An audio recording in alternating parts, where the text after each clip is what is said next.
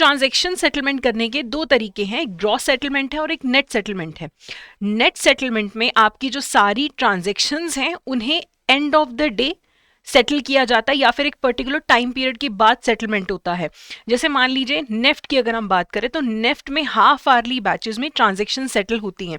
अगर हम इसको और सिंप्लीफाई करके समझें, मान लीजिए कि बैंक ए ने बैंक बी को $1 मिलियन देने हैं और बैंक बी ने बैंक ए को $2 मिलियन देने हैं, तो नेट सेटलमेंट में रादर देन के दो अलग अलग ट्रांजेक्शन हो, इनका नेट क्या बनता है?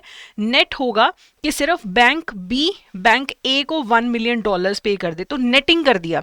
तो ज्यादातर इसमें clearing house as a intermediary involve रहता है कि नेट अमाउंट ही सेटल होगा।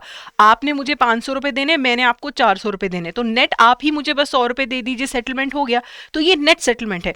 ग्रॉस सेटलमेंट में हर एक ट्रांजैक्शन सेपरेटली सेटल होता है। तो इसमें क्या होगा, बैंक ए बैंक बी को $1 मिलियन देगा, वो एक ट्रांजैक्शन होगी। बैंक बी बैंक ए को $2 मिलियन देगा, तो देखिए $3 मिलियन की ट्रांजैक्शंस होंगी क्योंकि दो ट्रांजैक्शंस हो रही हैं यहाँ पे। तो आरटीजीएस इंडिया में है वो ग्रॉस सेटलमेंट यूज करता है।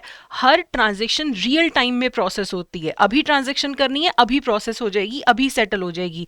बाकी के जितने भी नेफ्ट है आईएमपीएस है उनमें नेट सेटलमेंट होता है, यानी कि बैचेस में नेटिंग होके सेटलमेंट होती है ऑफ दी अमाउंट। यानी कि आपने अगर मुझे 500 देने, मैंने आपको 400 रुपए देने हैं, तो वो दोनों ट्रांजेक्शन्स होंगी, 500 रुपए वाली भी 400 रुपए वाली भी, in gross settlement. So I hope this information was helpful to you. Thank you so much.